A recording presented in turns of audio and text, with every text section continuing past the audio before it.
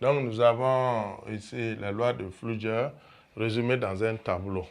Donc, Flügger a essayé d'abord prendre une grenouille, condition expérimentale, on a détruit l'encéphale, donc une grenouille décérébrée, mais quand on a laissé la moelle épinière, donc une grenouille spinale. Et on a porté donc, après avoir préparé l'animal, des excitations d'intensité croissante sur l'animal. On voit que lorsqu'il y a pas d'excitation, il n'y a pas d'excitation de la patte, il n'y a pas de mouvement, donc on parle de réflexe nul, donc on parle de loi du repos. Ensuite, lorsqu'on augmente un peu l'intensité de l'excitation, on constate qu'il y a flexion des doigts de la patte excitée bien sûr, on parle de réflexe localisé et c'est la loi de la localisation. Lorsqu'on augmente encore plus l'intensité, on va observer la flexion de la patte excitée. Donc la patte excitée qui va se retirer ou qui va donc réagir. On parle donc de réflexe unilatéral et ça donne la loi de l'unilatéralité. Ensuite, en augmentant davantage l'excitation, on observe la flexion des deux pattes postérieures. Et là, c'est une patte qu'on a excitée, on observe la patte qui est symétrique. On va parler de réflexe symétrique et c'est la loi de la symétrie.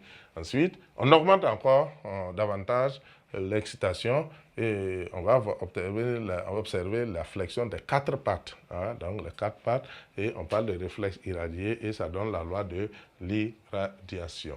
Et ensuite, on va procéder donc à l'excitation davantage d'intensité croissante, encore plus, on constate qu'il y a contraction de tous les muscles du corps.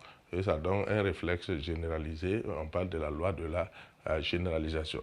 Maintenant, pour expliquer les lois de Flügger, on va donc expliquer ça et par le fait que en augmentant l'excitation et l'intensité de l'excitant, et de plus en plus donc de neurones, de fibres sont concernés par l'excitation et ça passe donc des parties excitées, il y a la transmission de l'influx nerveux, de l'excitation, grâce également à des neurones d'association, des neurones donc transverses qui vont donc transmettre et de la partie excitée à la symétrie, donc, et de la symétrie à d'autres quatre pattes, donc en passant bien sûr par ces neurones d'association. Donc de plus en plus de neurones sont concernés parce que l'intensité a augmenté et donc on va avoir un phénomène comme un phénomène de recrutement qui ne dit pas son nom, mais qui va concerner de plus en plus de neurones.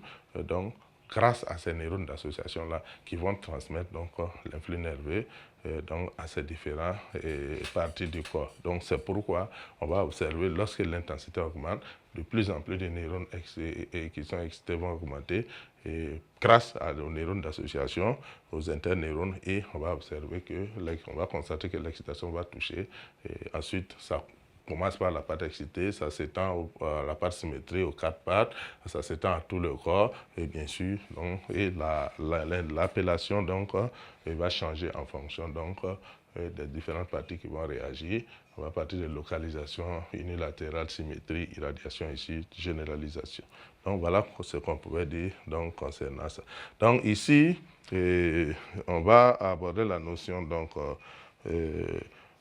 d'arc réflexe. L'arc réflexe, c'est tout simplement le trajet suivi par l'acte réflexe. Voilà, donc on fait un schéma. Le trajet que l'acte réflexe suivi appelé arc réflexe. Donc on va en ce moment parler d'arc réflexe. Donc en ce moment, on va donc maintenant passer au grand 3 qui porte sur les réflexes conditionnels. Donc, grand 3, les réflexes conditionnels.